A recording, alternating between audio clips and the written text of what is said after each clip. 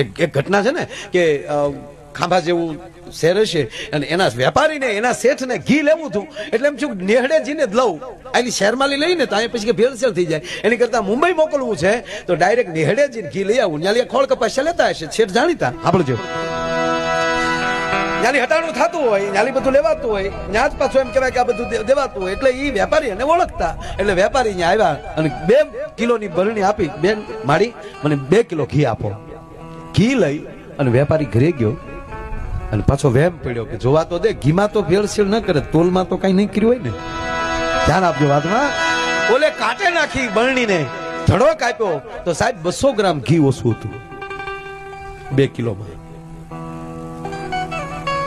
શેઠને પગથી માથે ને માથેથી રહેમાન ગઈ હાય હાય જેને મેં ભરોસા દીધા મૂક્યા હતા એ માણસોએ દગો કર્યો તોલમાં પાછો આવે છે શેઠ આપણા નેહડામાં બેઠેલી માને એટલું કીધું માં ભલા માણા તમે ઘીમાં તો દગો ન કર્યો ચોખ્ખું ઘી છે પણ તમે તોલમાં દગો કર્યો શેનો ભાઈ દગોનું નામ જ અમે આજ સાંભળ્યું દગો હું કહેવાય એમને ખબર નથી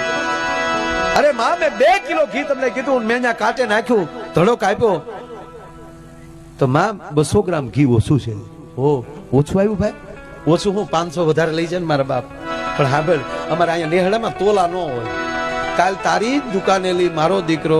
કિલોના 2 પડીકા ખાંડના લાવ્યો છો ઈ પડીકા મેં નાખી અને મેં તોડી લીધું હવે દગો કોણે કર્યો તું ગોઈત મેં તો તારી ઘરેથી લાવ્યા હતા ઈ જ ખાંડમાં તોડ્યું નહીં મારો કહેવાનો અર્થ એ છે કે